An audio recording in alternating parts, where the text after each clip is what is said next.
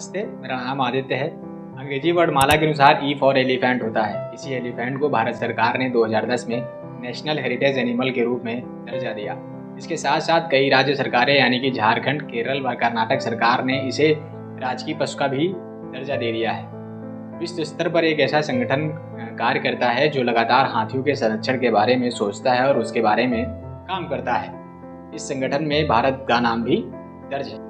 अभी हाल में ही एक WWF यानी कि वर्ल्ड वाइड फंड की तरफ से एक रिपोर्ट जारी की गई। उस रिपोर्ट का टाइटल ये रखा गया है the critical need for elephant. इस रिपोर्ट के अनुसार ये बताया गया है कि विश्व स्तर पर लगभग 50,000 के करीब हाथी पाए जाते हैं, जिसका 60% यानी कि 30,000 हाथी हमारे देश में पाए जाते हैं। एक सरकारी आंकड़ा बताता है कि हमारे देश में 2012 से लेकर के 2017 के बीच में 10% हाथियों की संख्या में कमी आई है। इसके साथ साथ 2014 से लेकर के 2019 के बीच में 500 हाथी अकाल मृत्यु मारे गए हैं। आइए जानते हैं कि इन मृत्यु के पीछे के कारण को क्या बताया गया है। सबसे पहला कारण ये बताया गया है कि वो बिजली के नंगे तारों की चपेट में आकर मारे गए।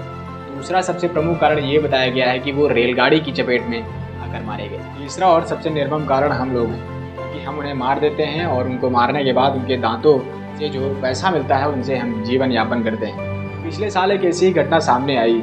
इस घटना में ये बताया गया कि एक गर्भवती हथनी को पटाखों से भरा फल खिलाकर उसे मार दिया गया।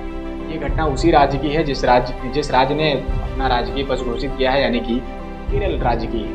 हमारा संविधान है वो सिर्फ मानव की स्वतंत्रता की बात नहीं करता है, अपितु वन्य जीवों और प्राकृतिक चीज़ों के संरक्षण की भी बात करता है। आर्टिकल नंबर 48 के अनुसार ये बताया गया है कि राज्य का दायित्व होगा कि वो वन्य जीवों की सुरक्षा करेगा, वह प्राकृतिक चीज़ों को बढ़ावा देगा। इसके अलावा आर्टिकल 51A में बताया गया है कि देश में पाए जाने वाले सभी तालाब, नदी, पोखर व वन्य जीवों व प्राकृतिक चीज़ों के संरक्षण में हर एक भारतीय अपना पूरा दायित्व निभाएगा।